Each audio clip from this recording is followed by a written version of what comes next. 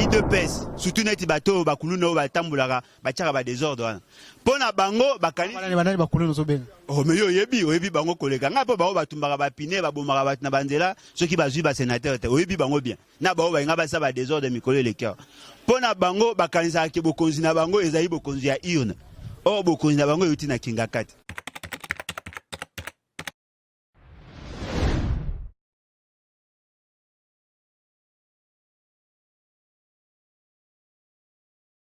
Ah oui, merci na bande ko balane surtout ya tindika boza connecté partout bon message na la chaîne na bino tindika pona ko za information surtout ya Congo ba bi awa to bo mara tout s'offrir en tout cas merci na confiance na bino bande ko États-Unis bande ko ya Londres bande ko partout en Afrique même na ba province ndeko pa ko be nga partir Lubumbashi surtout la toujours émission tindika en tout cas ba moté pe bande ko Lubumbashi bande ko surtout Goma bobenga kabiso Bukavu partout vraiment tindika monde entier en Afrique si baza otala biso en tout cas boza la connecter na chaîne bo s'abonner toujours na tindika bon ça jamais discipline actualité surtout ça ko le kalamboka na biso lelo to so la masole talimboka babi micro na biso a to ko tsaka micro partout bande ko biso balela kana ba commentaire biso ko benga biso ko finga bo to ça ka pona bino malgré surtout tout ça ka pona ko sepesa lelo to ko so la masolo etalimboka ti lelo gouvernement eza ko bimate makambe bele eza ko ya ko sola la mboka to tu peux komona wana mandungu ngezo tambola ke no il paraît que batu monsieur la mboka fa kota pe na gouvernement to zala mwana mboka ale bolonjwa obo message toujours komona ina micro la biso tindika awa babi proche ya Martin Fayulu to déjà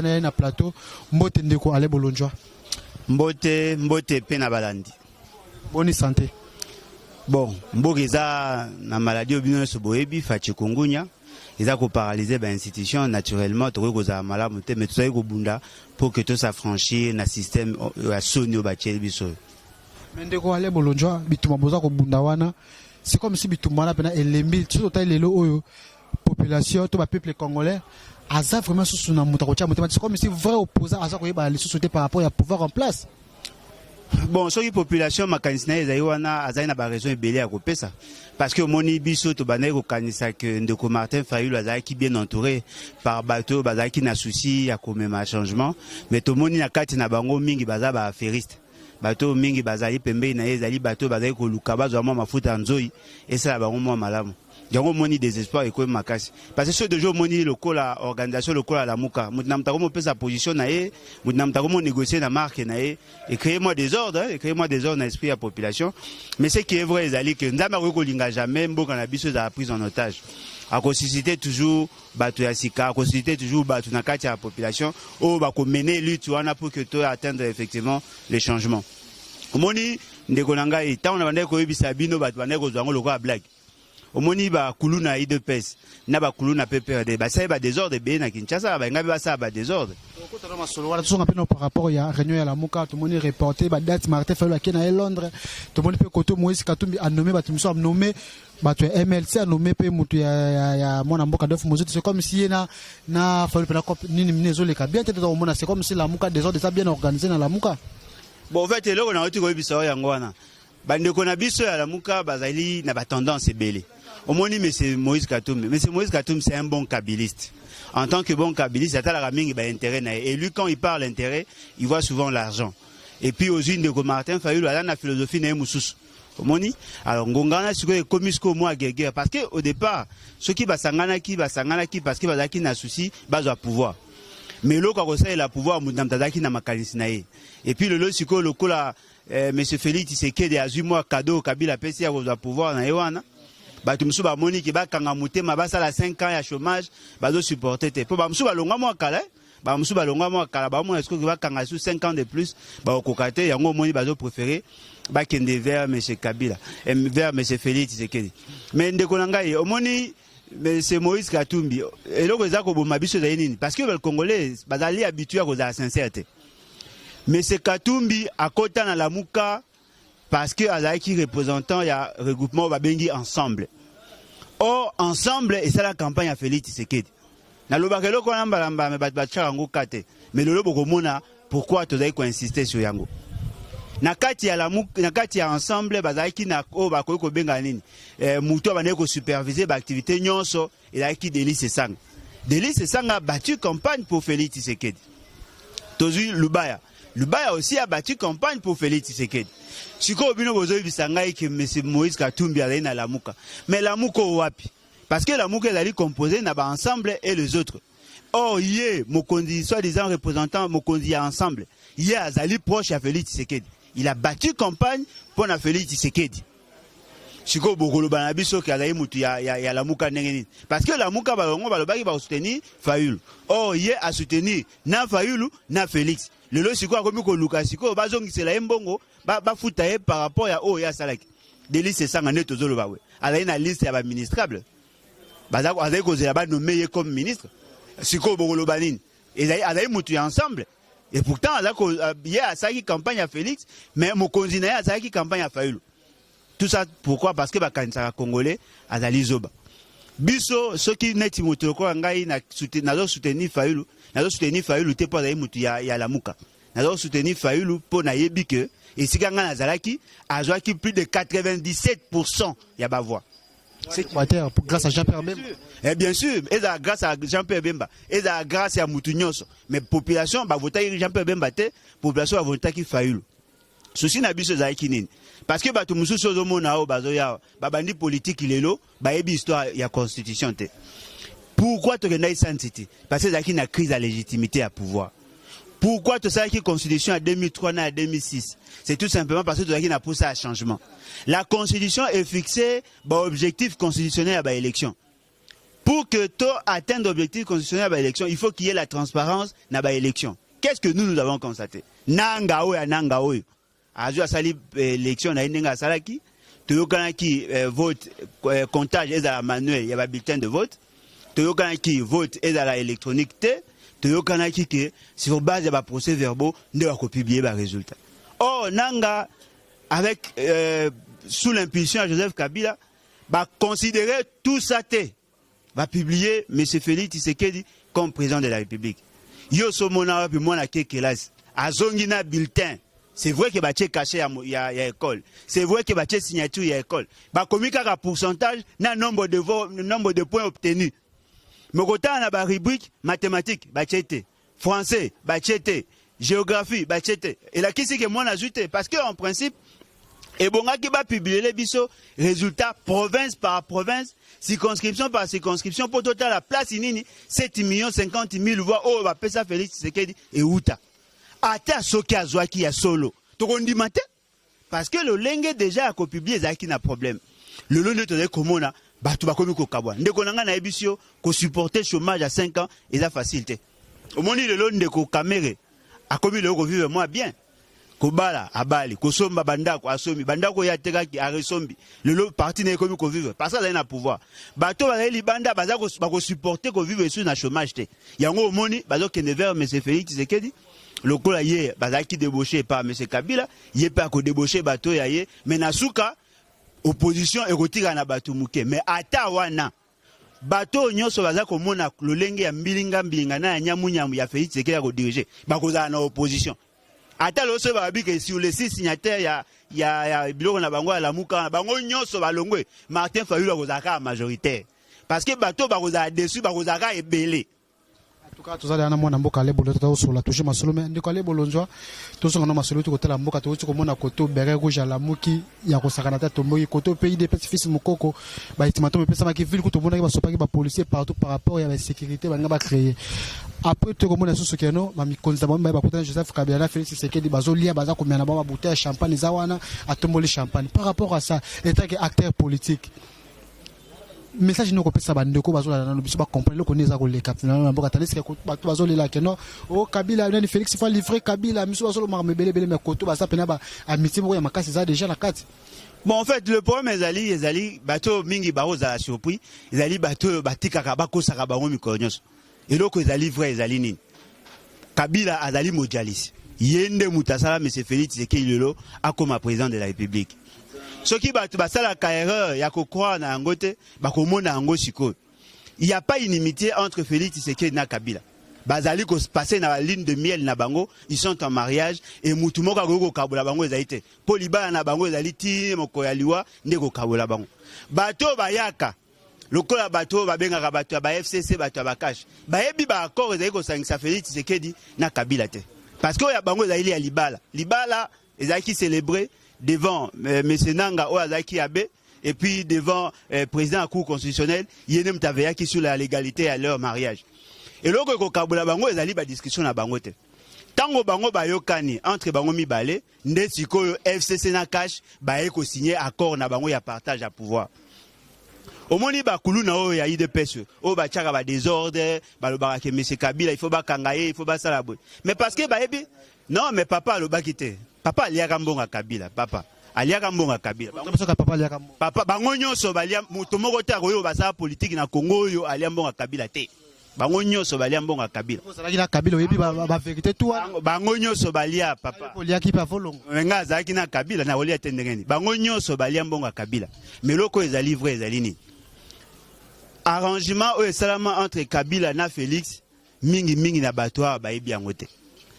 tango basali arrangement na bango bakei na deuxième phase nde kuna bakei kozwa alliance basali FCC na cash alliance FCC na cash ezali centré essentiellement sur le partage ya pouvoir bandeko na biso ya kuluna bozomona bachaka ba désordre na mboka bango bayebi ba arrangement entre Félix Tshisekedi na Kabila te bango bazali ko subir kaka ba effet au bango bazali komona mais en réalité le fondement ou le soubassement ya accord FCC cash et outine na makalisi to na arrangement entre Kabila na Félix Tshisekedi bango bakobima na balabala batu ya IDPS surtout neti bato bakulu no batambulaka bachaka ba désordre wana pona bango bakali banani bakulu no zobenga oh mais oyebi bango koleka ngapo bango batumbaka bapine babomaka bat na banzela soki bazui ba sénateur te oyebi bango bien na bango bainga basa ba désordre mikolo le cœur pona bango bakanisa ke bokonzi na bango ezali bokonzi ya urne or bokonzi na bango yuti na kingakate et puis ce qui est vrai ezali nini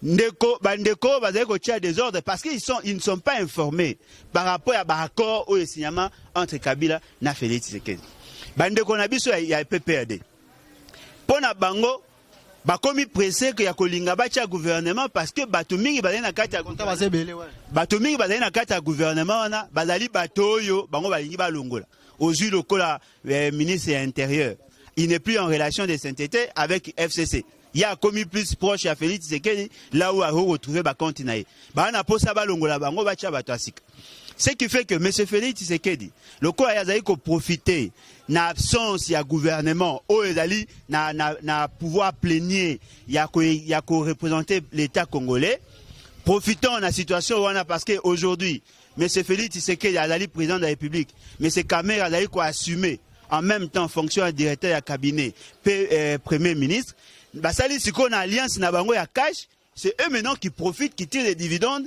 par rapport à l'absence il y a un gouvernement revêtu à plénitude à pouvoir et eux maintenant va comme engager l'état dans les dépenses basali bablo on a bino ya 100 jours il y a 100 jours prophétiques basali libino mutunyo tout ça tourner 100 jours yo monini o basali sayo na 100 jours yo monini o basali baso de moutons non il n'est pas gouverneur botala ngona niveau national à salinine il avait prévu quoi à salinini mbonge bimindenge nini ba dépenser combien batu ba komi sko focalise nangonga sko na désordre wana il y a d'ailleurs ko profiter mais c'est Félix Tshisekedi azana posa gouvernement te attention ba ebisie atika wana pendant 5 ans sans gouvernement ako sepela posoka nga bimsa mbongo ako bimsa muta contrôler les attaques or la constitution ndenge salama ba pesa responsabilité na premier na gouvernement pour ceux qui gouvernement sali mabe il y a la cour constitutionnelle il y a le président de la République comme garde-fou, il y a le parlement.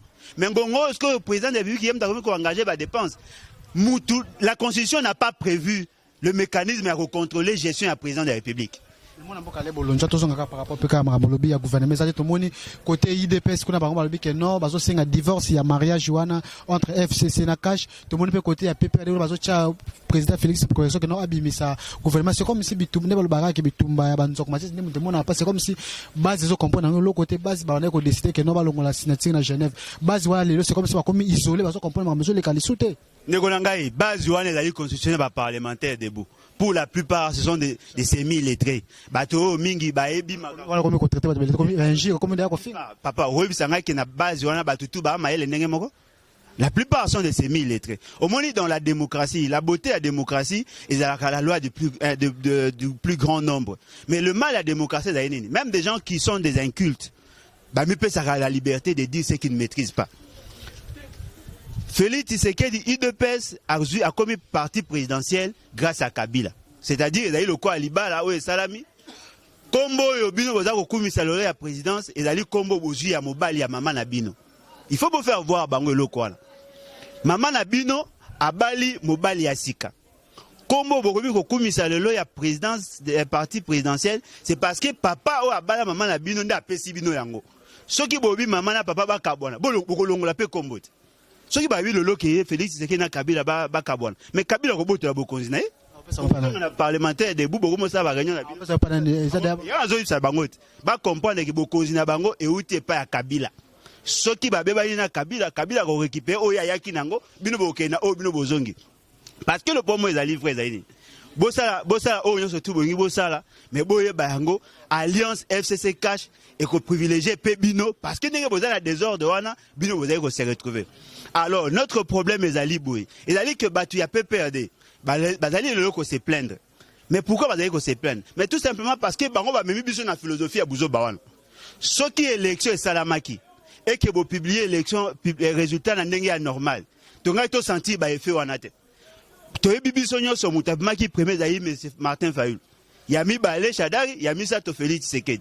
Mais bino lokwa bozaki na posa kolinga boza muto bino boza ko maîtriser, bozui M. Félix Tshisekedi bo pese pouvoir. Le lobo komi ko remarquer que base na bino bo na même philosophie te.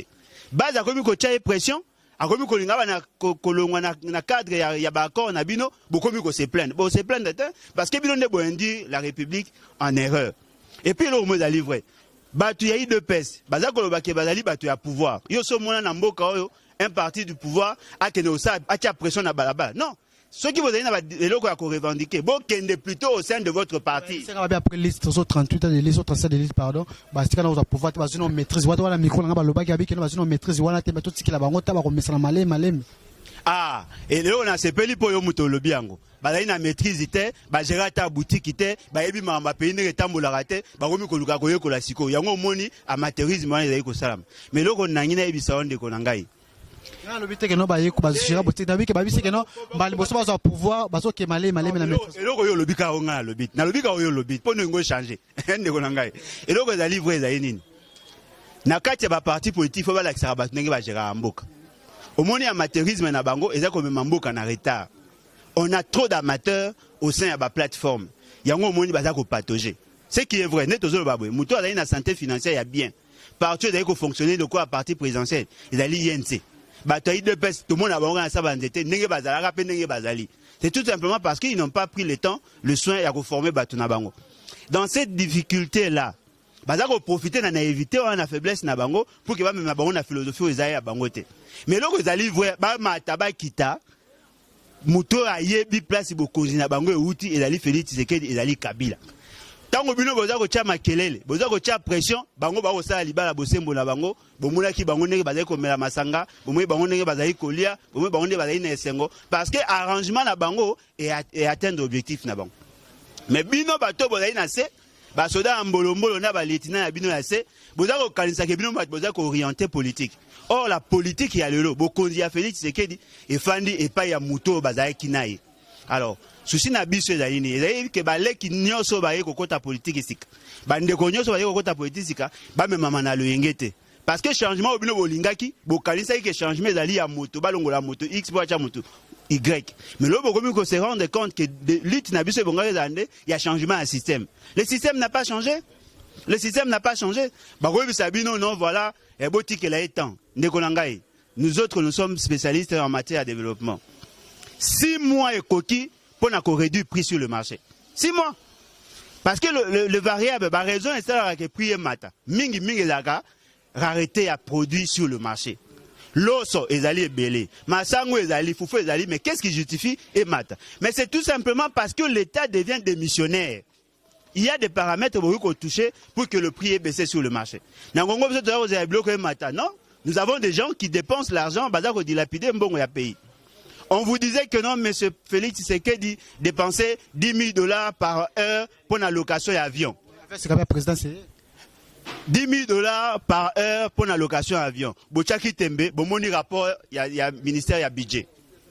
Il dépensait $240,000 à la location d'avion par jour. Toute pression, oh non, voilà, avion présidentiel, il a dit un problème à consommation, il y a un bazar loué. Aujourd'hui, il achète encore un avion. Ce qui veut dire, vous avez mené au pays na tâtonnement. Ba véhicule nyon sur la présidence. Ezali pe na assurance, ezali ko tambol. Pour na justifier ba décaissement en bongo, ba sommi plus de 147 jeeps pour les conseillers et tout ça que la plupart des conseillers pour incompétence. Ce qui veut dire qu'il y a un problème de tâtonnement. Il y a un andimi effectivement makambo yo lobaki que batona ba lobaki que ba uti ko kota bokonzi sika faut botiki la bango temps. To kanga mutema to tiki ya mnoka si 5 ans. Mais attends 5 ans on a boye ko la peka bien te parce que l'eau est livré. Pour apprendre à mieux gérer, il faut passer par l'université. Attention, l'université c'est importante, mais pour maîtriser la gouvernance, il faut passer de expérience. Non, mais expérience, ni mutatek, à salaté, à l'administration, à salaire nulle part. Expérience, ni. En tout cas, vous comprenez que tu as un décollé Bolonjo. Merci na bande de surtout la biso. Merci pour la confiance. Merci à Mamie Lise Matondo. Bande de na poto, mais ça côté la tindika to que malé pour toucher un décollé Bolonjo. Moi, na pour aller Bolonjo comme moi ma ponamia. Sénat Kalate. Tout le monde koto battu le coup a aussi quitté famille politique nae à FDC allié a quitté famille politique na FCC pardon a qui ko bimaneti na pni na ya sali. Tout le monde peut compter avec cette moment c'est comme si est-ce que ba tia na point à côté les mela ta moment matani que autorité morale ya FCC ça ko appuyer ta moment tina suka. Bon en fait ezali pour nini monsieur Bahati sali lelo alongwa balongola na FCC. Nalingi na rappeler batu nyoso. Na ebisaka binote monsieur Kamere a approché déjà monsieur Bahati. Bien avant basololaka déjà parce que monsieur Félix Tshisekedi tango basali publication à résultat batu ya parti na ye en citant ici monsieur Kabund na monsieur Kamere balukaka batala comment ko pesa majorité parlementaire. Muta liboso bango ba contactaki ezaki monsieur Bahati. Basolola qui n'a pour que Aeba kokene na cash pour que permettre bango ba se créer une majorité parlementaire. Lisolo ya Bahati et bandi les lote. Et puis le mot est livré. D'après la démarche au batu ya FCC bazali na yango. Bazali na 2 dispositions constitutionnelles où ils ont fondé action na bango. Il y a liboso l'article 75 de la Constitution. Où le lobby qui en cas d'empêchement, il y a définitive, il y a empêchement, il y a président de la République. Le président du Sénat a assuré intérim pendant 6 mois pour organiser les élections. Dans l'article 166, il y a la Constitution, où ils ont koloba que mettre le président de la République en accusation. Ce qui veut dire le plan où ici, Félix Tshisekedi, ils ont une contre-mesure pour déboulonner il y a mettre en place un nouveau régime. Ils ont fondé action na bango sur ces 2 dispositions constitutionnelles. Le cas de M. Félix a compris qui déjà stratégie wana azako lingasiko parmi les 2 décideurs il y a mise en accusation à la maîtrise à Mutumoko pour que empêcher bango ba mettre en action le plan na bango il y a mise en accusation. C'est comme ça que ba eko sala siko nini ko renforcer approche na bango basalaki na M. Bahati. M. Bahati a la stratégie na plan il y a empêché à ce que le mécanisme au FCC va dire contre M. Félix Tshisekedi et se mettre à jour. Il y a un moni va approcher qui M. Bahati. Ce qui est vrai, c'est possible que M. Bahati a comme président au Sénat. C'est possible. Mais ekozala pona bango occasion peut-être de manière avec toute la sincère sur ces points-là. Ça peut aussi déclencher une autre crise et qu'on a combattu. Parce que Melo est livré. M. Kabila Azali Lelo na maîtrise, il y a une institution, tout simplement parce qu'il se donne une majorité parlementaire. Mais s'il n'a pas la maîtrise, il y a présidence, il y a Sénat. Et qu'on a difficile pour naïe à se garantir une certaine sécurité. À qu'on perdrait une bonne partie, il y a pouvoir. À cause de la nion ce qu'a perdu. Mais ce qui a perdu, le fait qu'il se sentir menacé, qu'il se sentir blessé, le col en Koyazoki, a ça en sorte que Abanasko quoi attaquer de manière frontale le pouvoir pour que à créer occasion il y a instabilité. Vous comprenez? C'est-à-dire quoi? C'est-à-dire que ce qui a perdu le Sénat, c'est fini à réduire déjà pouvoir naïe. Parce que le Sénat et l'Assemblée nationale réunis en congrès, bah traduire en justice le président de la République. Mais ce qui est le Sénat l'Assemblée nationale, la même philosophie, et c'est difficile. Aluki, Madame Mabunda. Madame Mabunda, bacheye, kaka pour la compétence n'a été, mais bacheye pour sa loyauté. Alali Basso, au Kabila lobby, il faut soutenir. Bache Tambo Mwamba, parce que Tambo Mwamba a appelé un ndenge moko. Mais l'avantage, Tambo Mwamba, c'est un fin juriste. Bazo linga ba utiliser pour faciliter conflit entre le président de la République et le Premier ministre. Parce que Bobo Sanate Nangongo ne tozali boy, basali o babenga ka fichier. Toutes les informations au Félix Tshisekedi avec Osala, bazali na yango. Ba raison déjà à commettre une accusation ezali. En termes de détournement, en termes d'usurpation de compétences, en termes d'accord signé avec le Rwanda et l'Angola. Dossier surtout tant que Sangisango, tant que faire sa institution, le Premier ministre maintenant a créé crise. Pour le Premier ministre à la famille biologique, il y a M. Kabila. A créé crise, à partir de la crise au niveau exécutif, le Parlement va s'en saisir du dossier, le dossier na cour constitutionnelle. Or, cour constitutionnelle, elle est constituée essentiellement par les kabilistes. Au moins, à partir de temps où M. Félix Tshisekedi, à ta population, il y aura un jugement en bonne et due forme, poursuivre, ne soyez pas surpris qu'il soit arrêté. En tout cas, vous avez par rapport à ça, que les acteurs politiques, il y a beaucoup de choses, mais comme déjà, question pour clôturer déjà entretien Nabiso, tout le monde ministre de la santé, Oli Lunga, où il démissionné. Bazari déjà pas démissionnaire, mais par rapport à ça, démissionnaire, moi c'est comme si on a créé un bleu au Bongo Babi, non, président Félix Tshisekedi a respecté procédure, on a été par rapport au bout tous les marchés à Ebola. Bon, il y a une question à marché. Et là, les livres, les alliés, Boyebi Bino, surtout, n'a pas Félix Tshisekedi à Lingambong. Boyebi en bien, Moutarouan en Azaïté. Banque mondiale, par le trichement, il y a OMS, Organisation mondiale de la santé, classé parmi les priorités mondiales la problématique de la santé, surtout en la question il y a Ebola. Décaisser 300 millions de dollars.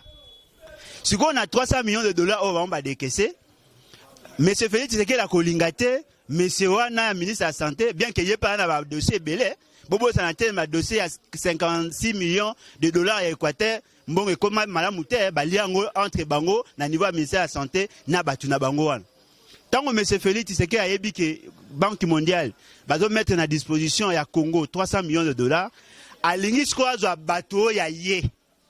Atia Bango na tête, il y a Esikawana, Yemora, il y a coordonnateur, il y a activité pour gérer les 300 millions.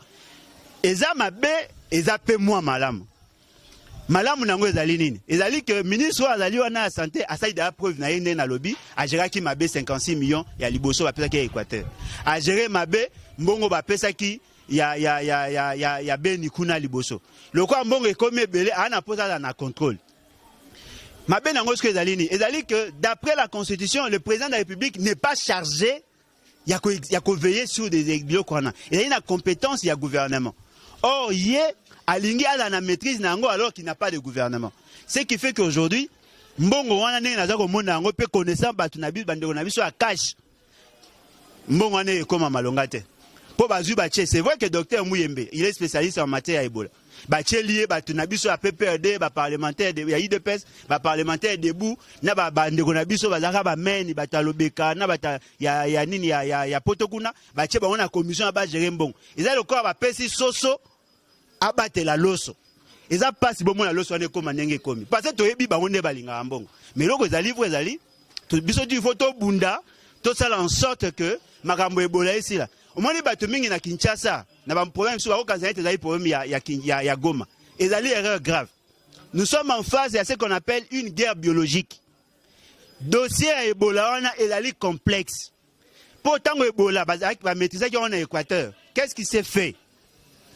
Bazui microbe wana virus wana Équateur ba memi yango na est parce que bon mais ngazo bisayo virus wana ezaki na Équateur ezaki maîtriser o wana est uti wapi na est kuna balaki makakute na est kuna balaki ba chauve-souris te siko malade on est parce que bazui malade ezaki na Équateur ba memi on na est na partie est wana kuna ne passe batu ba okufa balingi ba komisa Minembwe territoire et commune ce qui est commune et commune ETD entité territoriale décentralisée.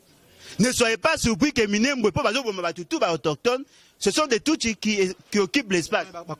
Mais effectivement, ils ont occupé l'espace. Avec la faiblesse de la Constitution, on a vu son article 10, une nationalité.